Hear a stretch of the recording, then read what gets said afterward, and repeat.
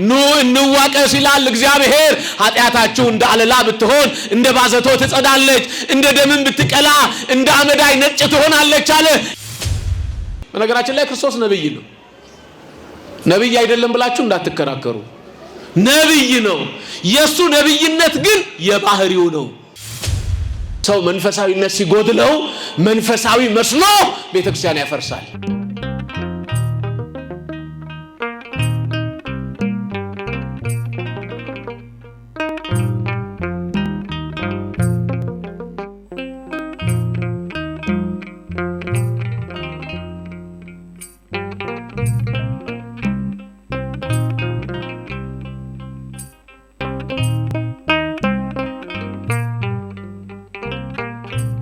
በስመ አብ ወወልድ ወመንፈስ ቅዱስ አሐዱ አምላክ አሜን። ትንቢተ ኢሳይያስ ምዕራፍ 25 ቁጥር 8 ላይ ያለውን የእግዚአብሔር ቃል አነብላችሁና ከዚህ ገጸ ንባብ ውስጥ አንድ ሐረግ መነሻ አድርገን የዕለቱን ትምህርት እንማራለን።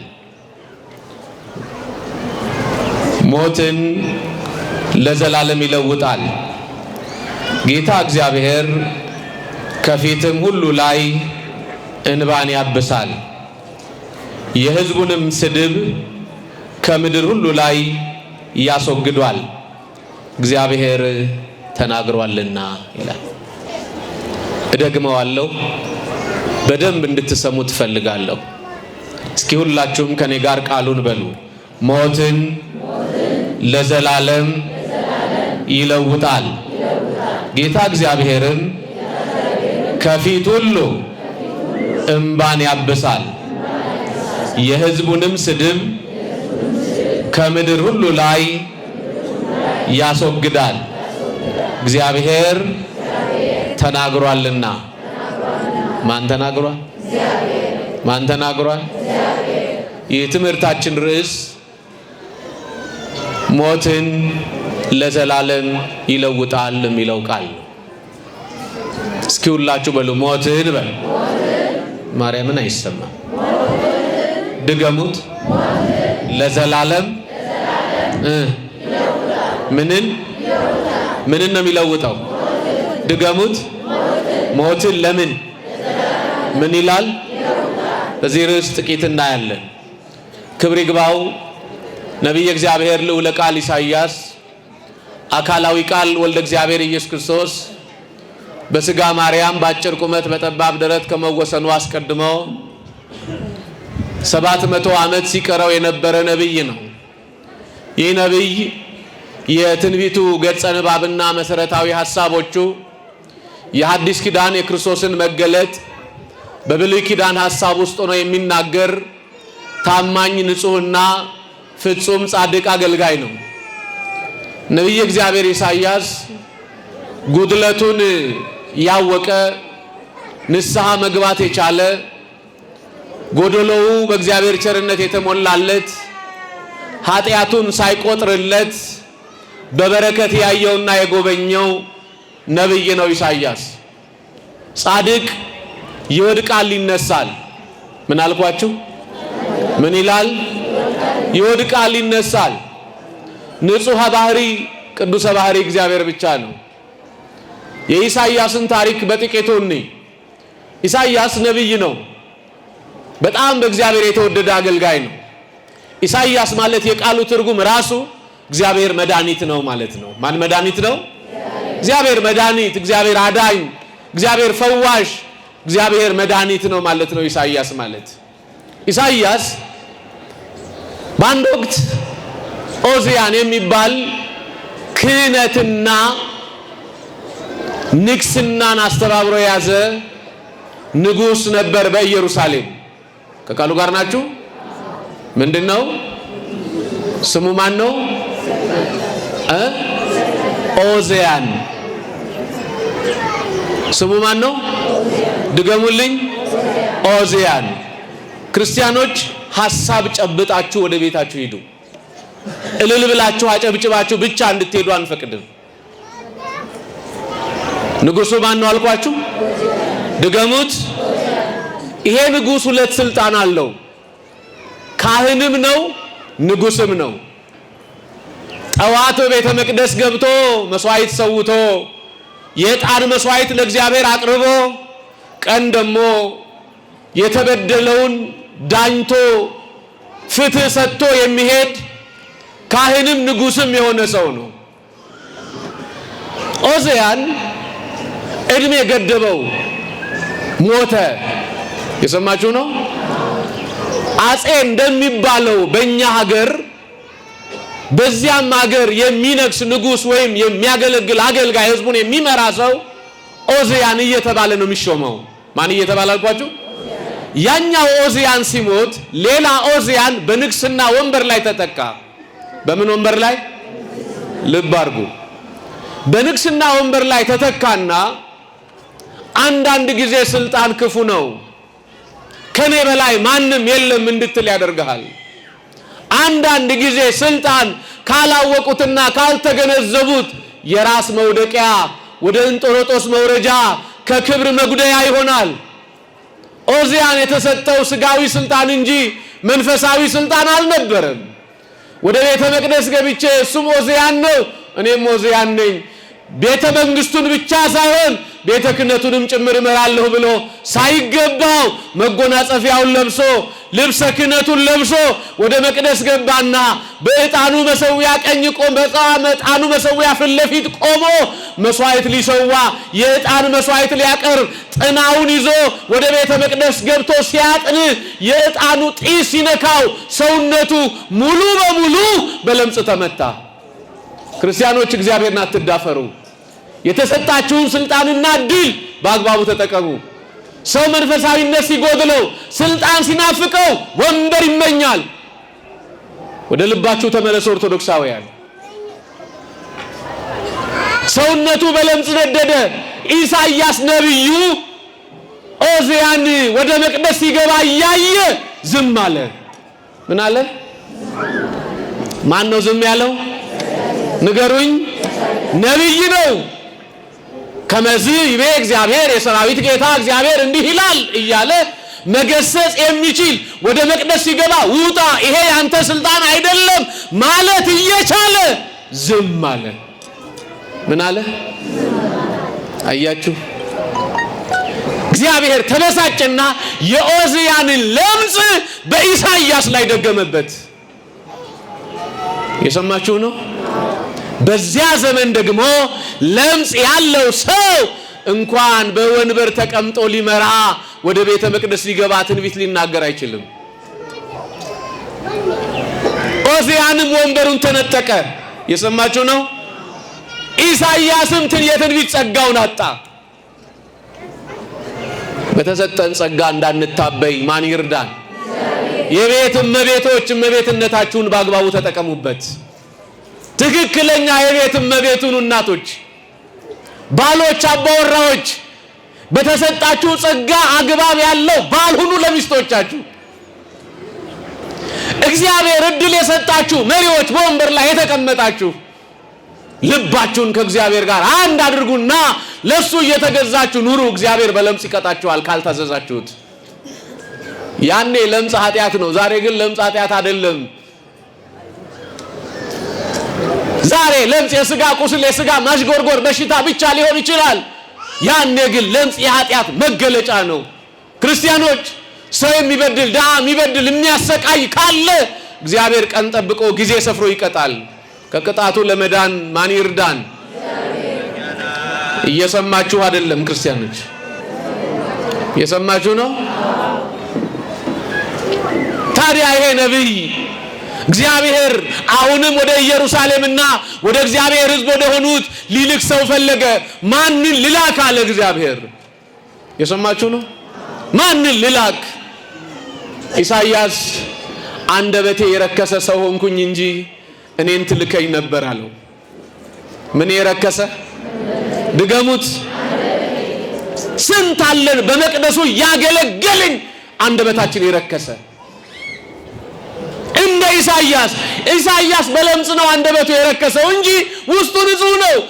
ንጉሱን ባለመገሰጹ ምክንያት ነው እኮ አንደበቱ የረከሰው በለምጽ የተመታው። ከቃሉ ጋር ናችሁ? ዛሬ የስንቶቻችን አንደበት ይሆን በለምጽ የነደደው?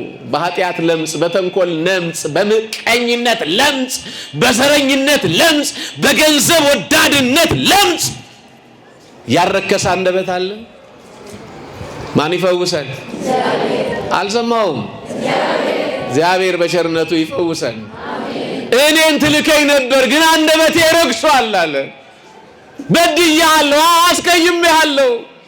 ያንተን ቃል ለሕዝቡ ልመሰክርና ልናገር እንዳልችል አንደበቴ ላይ ለምጽ አለ። አንደበቴ ላይ ምን አለ? ከንፈሬ በለምጽ ተመቷል። አንደበቴን እባክህ ፈውሰኝና እኔን ላከኛለሁ። እስኪ ሁላችሁም ይሄን ቃል በሉ፣ ፈውሰኝና። ድገሙት። እኔን ላከኝ። እግዚአብሔር ሲልካችሁ መፈወስ አለባችሁ። አሁን መቅደሱ ፈተና የበዛበት፣ ተገልጋዩ መከራ የበዛበት የተፈወሰ ማንነት ስለሌለን ነው። እውነት ውሸት? አልተፈወስንም እኮ። ኢሳይያስ እኮ ፈውሰኝና ምን አድርገኝ። ለመላክ እኮ መፈወስ ያስፈልጋል። ለማገልገል እኮ መፈወስ ያስፈልጋል።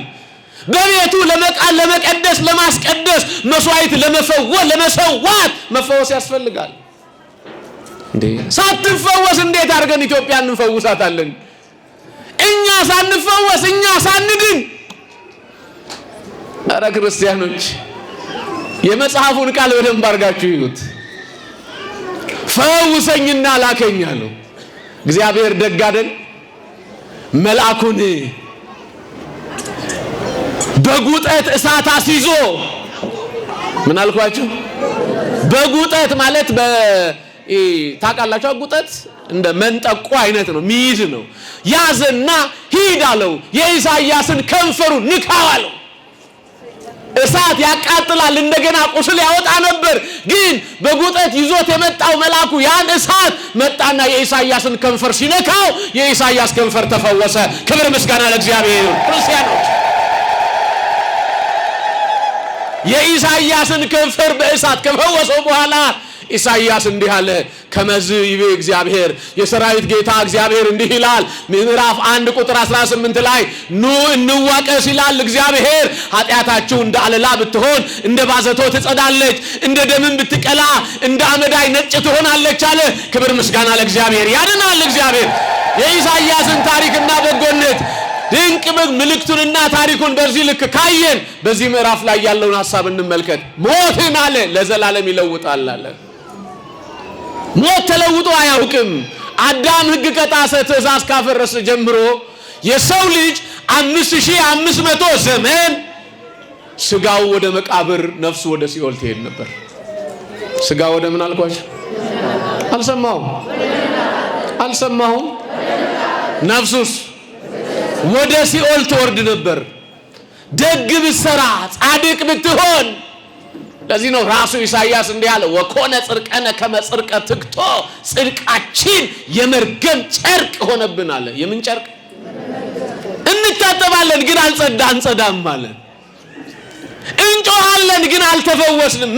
መባይነ ከመዘኢ መባይነ ኮነ፣ ጮህን ጩኸታችን ከንቱ ሆኖ ቀረ።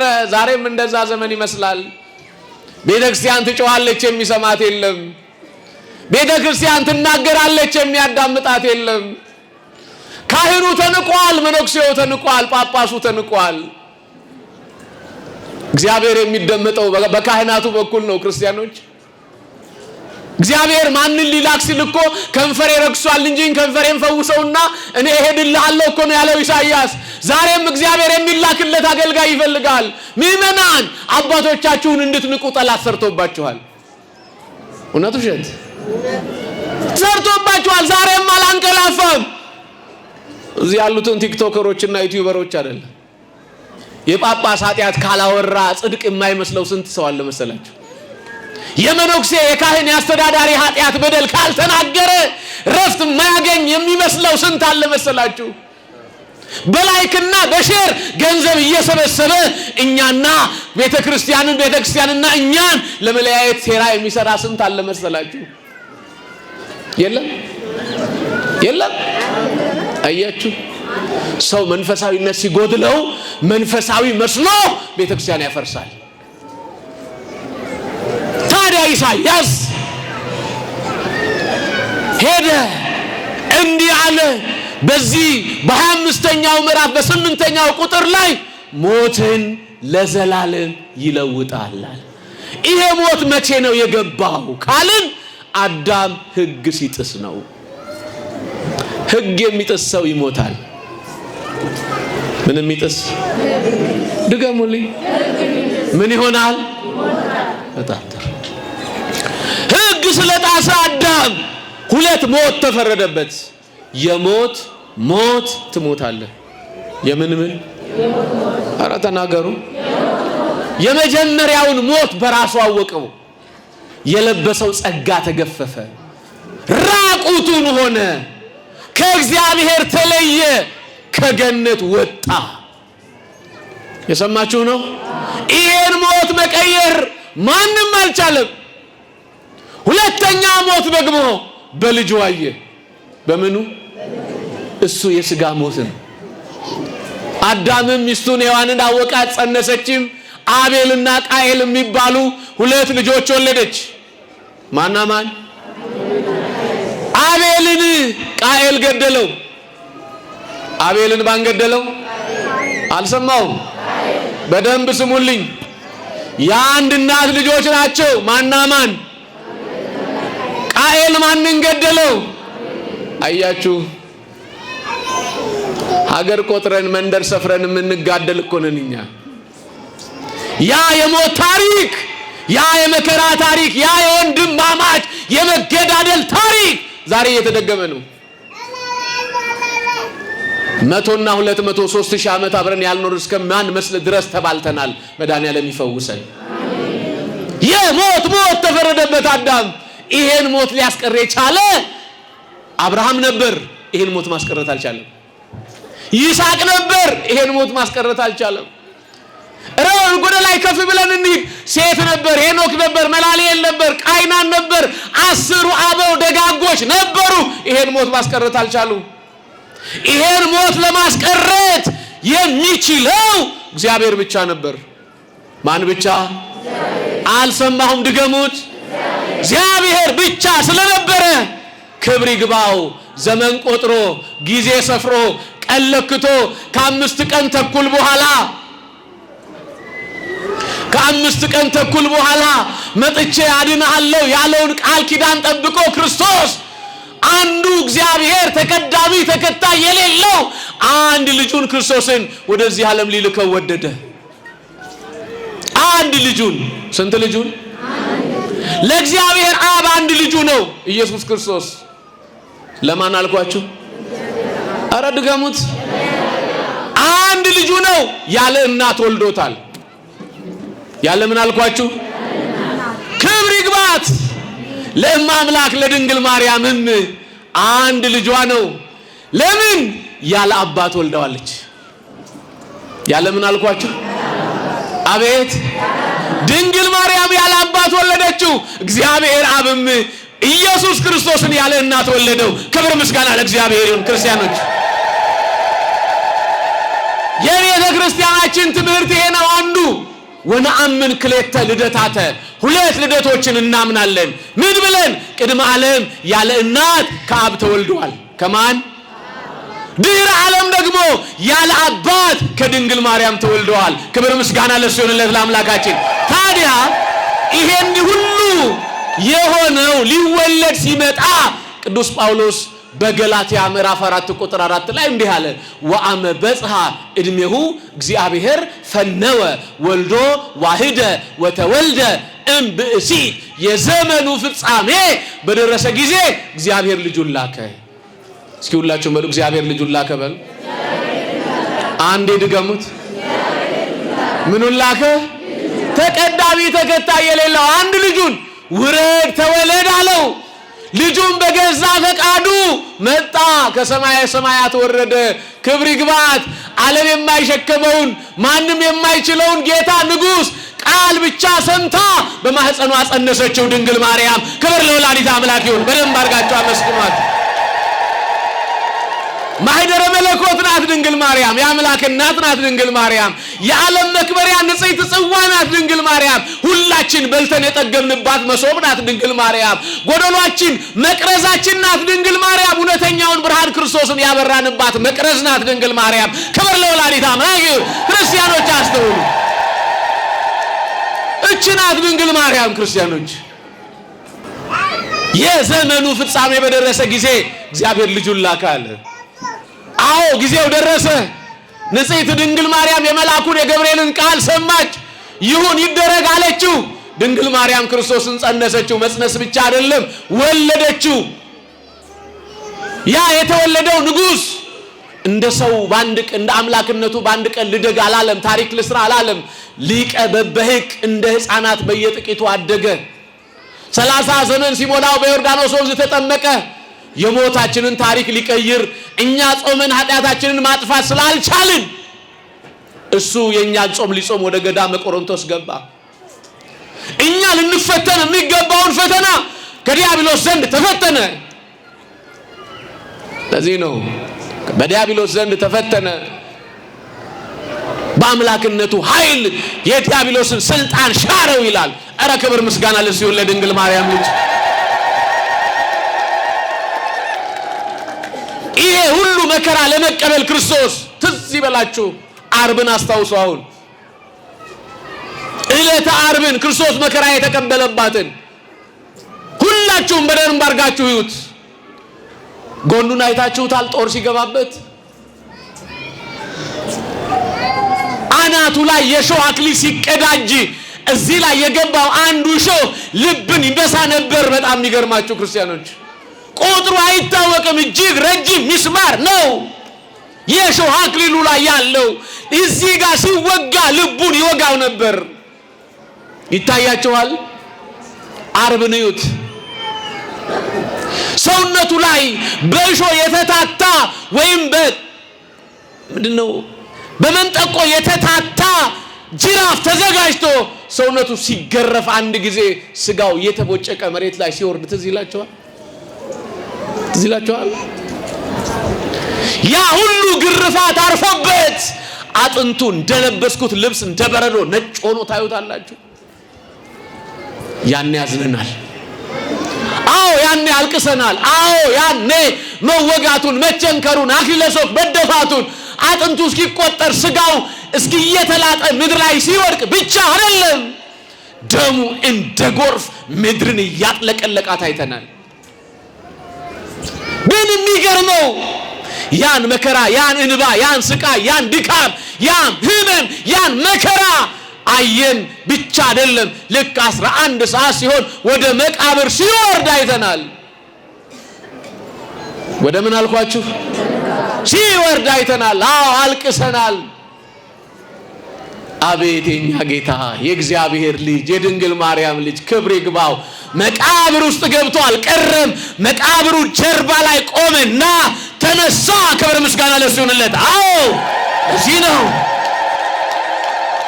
መነሳት ብቻ አይደለም። ሊቁ ቅዱስ ያሬድ እንደነገረን ተንሥአ ወአንሥአ ኩሎ ሙታነ፣ ተነሳ ሙታንን ሁሉ አስነሳቸው። ክብር ምስጋና ለሱ ይሁን። አዎ ስለዚህ ሞትን ለዘላለም አያችሁ። እየሰማችሁ አለ መሆኑን በዚህ ነው ማቀው።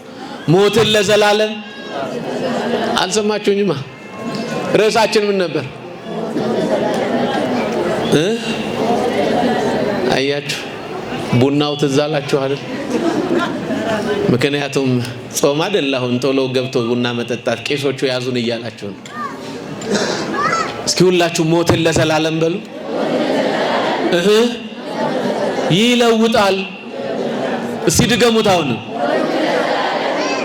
አንዴ ድገሙት። ለዘላለም ምን ይላል? አያችሁ ሞት የሰው ልጅ 3 ዓመት 4 ዓመት አይደለም 5500 ዘመን ገዝቶት ነበር። ስጋውን ወደ መቃብር እያወረደ ነፍሱን ወደ ሲኦል እየከተተ መከራ ውስጥ ያኖረው ነበር። ይሄን ሞት ማስቀረት ይስሐቅ፣ አብርሃም፣ ያዕቆብ አልቻሉም። ይሄን ሞት ማስቀረት የሚችለው የእግዚአብሔር ልጅ የድንግል ማርያም ልጅ ኢየሱስ ክርስቶስ ብቻ ነበር። ስለዚህ ወደ መቃብር ገባ። ወደ ምን?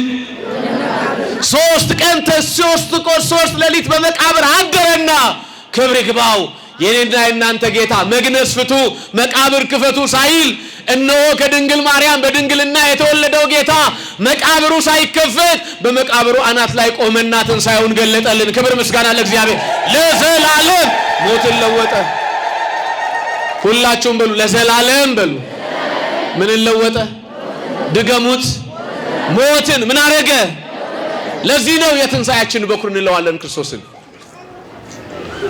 ለዚህ ነው ቅዱስ ዳዊት በመዝሙር 177 ላይ እንዲህ አለ፣ ወተንሥአ እግዚአብሔር ከመ ዘንቃው ምንዋም። እግዚአብሔር ከእንቅልፍ እንደሚነቃ ጎልማሳ ተነሳ ወቀተ። የሰማችሁ ነው። ሐዋርያቱ በራቸውን ዘግተው ቤት ናቸው። እሷ ግን ይላል መጽሐፍ ቅዱስ በደንብ አድርጋችሁ ሕይወት ዮሐንስ ወንጌል ምዕራፍ 20 ገና ጨለማ ሳለ ገስግሳ ወደ መቃብሩ ሄደች። ወደ ምኑ? ድገሙት። መቃብር ለብቻ አይኬድም። ዛሬም ቢሆን እውነት ውሸት ሰው እኮ መቃብር ስፍራ መሄድ አይፈልግም። እሷ ግን በሌሊት በጨለማ ገስግሳ ወደ መቃብሩ ሄደች። እናንተ በጨለማ የሚገኝ ብርሃን ነው ክርስቶስ። በሞት ውስጥ የሚገኝ ሕይወት ነው ክርስቶስ። በእንቅፋት ውስጥ ያለ ሰላም ነው ክርስቶስ። በማጣት ውስጥ ያለ ማግኘት ነው ክርስቶስ። በድካም ውስጥ ያለ ብርታት ነው ክርስቶስ። በህመም ውስጥ ያለ ድህነት ነው ክርስቶስ። ስለዚህ ያነባች ያለቀሰች ሽቶዋን ተሸክማ መቃብሩ ጋር ሄደች። ገና ስትሄድ መቃብሩ ጋር ሁለቱን መላእክት በራስጌና በግርጌ ቁመው አየቻቸው። እነሱ እንዲህ አሏት፣ ምን ትያበክየኪ ወመነ ተአስሲ፣ ምን ያስለቅስሻል? ማንን ትፈልጊያለሽ አሏት። ሕያውን ከሙታን መካከል ለምን ትፈልጉታላችሁ? አያችሁ፣ ድንግል ማርያም የወለደችው የኔና የናንተ ጌታ፣ ድንግል ማርያም የሰጠችን የኔና የናንተ ኢየሱስ፣ ድንግል ማርያም የሰጠችን የኔና የናንተ እውነተኛ መድኃኒት ክርስቶስ ሞት የሚያሸንፈው አይደለም። ሕያው ስለሆነ መላእክቱ እንዲህ አሉ፣ ሕያውን ከሙታን መካከል ስለምን ትፈልጉታላችሁ? እሱ እንደተናገረ ተነስቷል አሏት። ክብር ምስጋና ለእግዚአብሔር። አዎ እስኪ ሁላችሁ በሉ እርሱ በሉ። ማርያምን አይሰማም? እንደተናገረ ተነስቷል። ክብር ለሱ፣ ክብር ለድንግል ልጅ፣ ክብር ለመድኃኔዓለም። አዎ ተነስቷል የኛ ጌታ። እንደተናገረ ምን ብሏል? አሁንም ተስፋ አልቆረጠችም። የመላእክቱን ድምፅ ሰምታ እንኳን ወደ ቤቷ አልተመለሰችም። አሁንም እያለቀሰች ትፈልጋለች። እያለቀሰች ስትፈልግ ጌታ አገኘችው። የአትክልቱ ስፍራ ጠባቂ መስሏት ነበር ይላል መጽሐፍ ቅዱስ። ጌታዬ ላንተ አይጠቅምህም፣ ጌታዬን ወዴት እንደወሰዱት አላውቅም፣ አንተ ወስደኸው ከሆነ ስጠኝ፣ ሽቱ ልቀባው እፈልጋለሁ። ምን ልቀባው? አይገርምም? ባለመዓዛውን ጌታ መዓዛ ያለው ሽቶ ልትቀባው እኮ ነው። ሰው ከሚሰራው ሽቶ እኮ የበለጠ መዓዛ ያለው እኮ ነው እሱ። ለዚህ አይደል ቅዳሴያችን ላይ እፍረት ምዑዝ ኢየሱስ ክርስቶስ የምንለው? እውነተኛ መዓዛ ያለ ዓለምን ጣዕም የቀየርክና የዓለምን ሽታ የለወጥክ እውነተኛ መዓዛችን እኮ ክርስቶስ የእግዚአብሔር ልጅ የድንግል ማርያም ልጅ አንተ ነህ እኮ ነው ያለው ሊቁ። ባለመዓዛውን ክርስቶስ ሽቱ ልቀባው እፈልጋለሁ፣ ለአንተ አያስፈልግም ለኔ ግን ያስፈልገኛል አለችው። በስሟ ጠራት። ማርያም አላት። እሷ መምህር ሆይ አለች። ጌታን አገኘችው። እየሮጠች ሄደችና በእውነት ጌታ ተነስቷል ብላ ለዓለም ሰበከች። ክብር ምስጋና ለእግዚአብሔር ይሁን። ክርስቲያኖች አያችሁ የመግደላዊት ማርያምን እውነተኛ ፍቅር፣ ጨለማ ያልከለከለው ፍቅር፣ ሌሊት ያልከለከለው ፍቅር፣ እንቅልፍ ያሳጣ ፍቅር። ወንዶቹ እሷ ከተናገረች በኋላ ስምዖን ጴጥሮስና ዮሐንስ እየሮጡ ወደ መቃብሩ መጡ። ከተልባ እግር ልብስና ከተገነዘበት መግነዝ በቀር አንድም አላገኙም። መጡና ተመልሰው እንዲህ አሉ፣ በእውነት ጌታ ተነስቷል አሉ። አዎ እውነት ነው፣ የኔና የናንተ ጌታ ሞትን ጥሎ መቃብርን ገሎ ዲያብሎስን ጥሎ በኃይል በስልጣን ተነስቷል። ክብር ምስጋና ለእርሱ ይሁንለት ለአምላካችን። እስኪ ሁላችሁ በእውነት በሉ። ማርያምን አይሰማ፣ ጌታ ተነስቷል። አያችሁ፣ እሱ ስለተነሳ ቤተክርስቲያን ሕያው ናት። ማን ስለተነሳ? ክርስቶስ ስለተነሳ ቤተክርስቲያን ሕያው ናት። የኛ ነብይ፣ የኛ ጌታ፣ የኛ ንጉስ። በነገራችን ላይ ክርስቶስ ነብይ ነው። ነብይ አይደለም ብላችሁ እንዳትከራከሩ። ነብይ ነው። የሱ ነብይነት ግን የባህሪው ነው። የምኑ ነው? ድገሙልኝ። የነ ኢሳይያስ፣ የነ ኤርምያስ፣ የነ ሕዝቅኤል፣ የነ ዳንኤል ነብይነት የጸጋ ነው።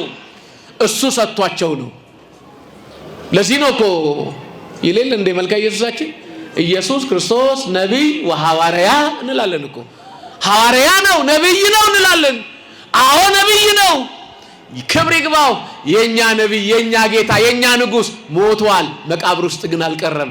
ሞትን አሸንፎ መቃብርን ጥሎ ተነስቷል። ክብር ምስጋና ለእሱ ይሁንለት። አዎ ተነስቷል። የእነንትና ነብይ ግን አልተነሳም። የሰማችሁ ነው? አልተነሳም። የእነንትና ነብይ አልተነሳም። ነብያችን፣ አዳኛችን፣ ሕይወታችን፣ ጌታችን፣ መድኃኒታችን፣ ጉልበታችን፣ ኃይላችን ክርስቶስ ግን መቃብርን ጥሎ ዲያብሎስን ገሎ ምን ብሏል? ድገሙት፣ ድገሙት። ምን ብሏል? ክብር ምስጋና ለእሱ። አዎ ተነስቷል የኛ አባት። ሁለት ጥቅሶች ልስጣችሁና ትምህርቴን ልጠቅልል፣ ሰዓቱን እየወሰድኩባችሁ ስለሆነ። ቅዱስ ጳውሎስ በሮሜ ምዕራፍ 6 ላይ ቁጥር 8 ላይ እንዲህ ይላል፣ ሞት ሊገዛው አልቻለምና እርሱ ለዘላለም ሞትን ይለውጣል አለ። እስኪ ሁላችሁ ሞት በሉ። ሊገዛው አልቻለምና እርሱ ለዘላለም ተነስቷል። ለምን? ለዘላለም ተነስቷል። ዳግም ላይሞት፣ ዳግም መከራ ላያጋጥመው፣ ዳግም ስቃይ ላያጋጥመው፣ ዳግም እጁን ላይቸነከር፣ ዳግም ጎኑን ላይወጋ ክርስቶስ ጠላትን ገሎ ዲያብሎስን ጥሎ ተነስቷል። የድንግል ልጅ ተነስቷል። ዛሬ ዙሪያዋን ከበን በቤቷ መስዋዕት የምንሰዋላት፣ የምናከብራት፣ የምንማጸናት፣ አማልጂን ብለን ስሟን የምንጠራላት የድንግል ማርያም ልጅ ክርስቶስ ምን ብሏል? አልሰማው? ተነስቷል። ተነስቷል። ለምን ተነሳ? ሞትን ሊለውጥ። ምን ሊለውጥ? አልሰማውም? ሞትን ሊለውጥ ተነሳ። እሱ ከተነሳ በኋላ የዮሐንስ ወንጌል ምዕራፍ 11 ቁጥር 25 ትንሣኤና ሕይወት በሉ እስኪ። እኔ ነኝ፣ የሚያምንብኝ ቢሞት እንኳ በሕይወት ይኖራል። ምን የሚልብኝ? አልሰማሁም? ብዙ ጊዜ ይሄንን ጥቅስ የምታነቡት መቃብር አናት ላይ ነው። ብዙ ጊዜ ይሄን ጥቅስ የምታነቡት የተስካር ለቅሶ ሲደርሳችሁ ነው። ካርድ እውነት ውሸት? እስኪ ሁላችሁም ድገሙና ይሄን ቃል በሉ። ትንሣኤና በሉ። ማርያምን ድገሙት። ሕይወት እኔ ነኝ፣ የሚያምንብኝ ቢሞት እንኳ በሕይወት ይኖራል። ስለዚህ በክርስቶስ ሞትና ትንሣኤ ታምናላችሁ? እስኪ የምታምኑ እጃችሁን አሳዩ። እናምናለን የምትሉ እልል በሉ። አላልኩም። እልልታ አልፈልግም እኔ። በክርስቶስ ሞትና ትንሣኤ ታምናላችሁ? ከፍ አድርጉታ በደንብ። ሁላችሁ ታምናላችሁ? ብትሞቱ ምኖች ናችሁ? ኧረ በስመ አብ። ብትሞቱ ምኖች ናችሁ? ሕያዋን ነን በሉ። ብንሞት ምንድን ነን? ለምንድን ነው ሕያዋን የሆነው?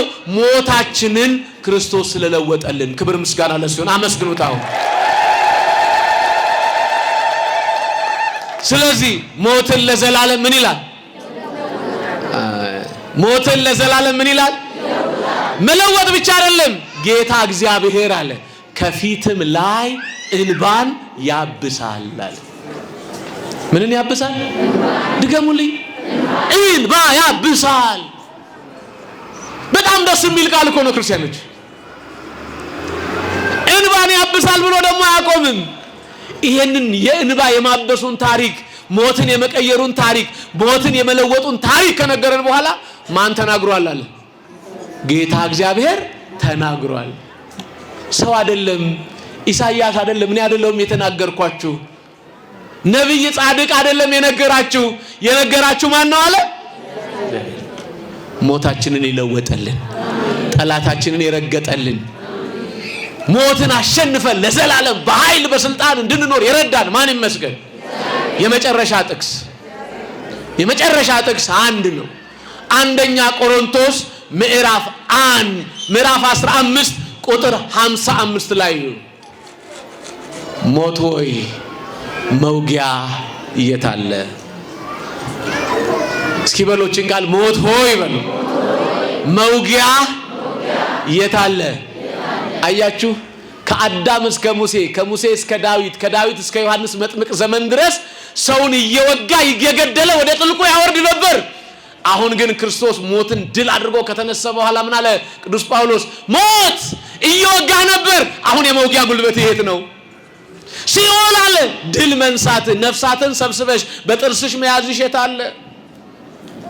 አያችሁ፣ የሞት ኃይል የሞት ስልጣን ተሻረ፣ በክርስቶስ ተወገደ። ዲያብሎስን ገደለው፣ ሞትን ገደለው፣ ሲኦልን በረበረው፣ ነፍሳትን የትንሣኤያቸው ኃይል አደረገ። ክብር ምስጋና ለእሱ ይሁን። የትንሣኤያችን በኩር የሆነ ሞታችንን የገደለ ጠላታችንን የረታ የእግዚአብሔር ልጅ ድንግል ማርያም ልጅ ክብር ምስጋና ይግባ። ንቁ ኦርቶዶክስ ተዋህዶ የጸሎትና የንስሐ መርከብ ማህበር በእግዚአብሔር ፈቃድ በወንድማችን የኔነ ተስፋዬ አስተባባሪነት ከተመሰረተ ጊዜ ጀምሮ ከሚሰጣቸው ዘርፈ ብዙ መንፈሳዊ አገልግሎቶች መካከል የሐዋርያዊ አገልግሎትና ያሬዳዊ ዝማሬዎች አንዱ ነው። በዚህ ክፍል የኦርቶዶክሳዊ ተዋህዶ ቤተክርስቲያንን ዶግማና ቀኖና የጠበቁ ኦርቶዶክሳዊ ለዛ ያላቸው ለነፍስ እረፍትን የሚሰጡ ወቅታዊና ዘመኑን የዋጁ ስብከቶችና ያሬዳዊ ዝማሬዎችን በመላው ዓለም ለሚገኙ ተመልካቾቹ በንቁ ሚዲያና በኢትዮ ማህበር የዩቲዩብ ቻናል እያቀረበ ይገኛል። አገልግሎቱ በመላው ዓለም ለሚገኙ አማኞች ተደራሽ እንዲሆን በየዕለቱ የሚለቀቁ ስብከቶችንና መዝሙሮችን ላይክና ሼር ያድርጉ። እንዲሁም የዩቲዩብ ቻናላችንን ሰብስክራይብ በማድረግ የዚህ ታላቅ አገልግሎት ባላሻራ ይሁኑ። ንቁ ሚዲያ ርቱ የቤተ ክርስቲያን ልሳን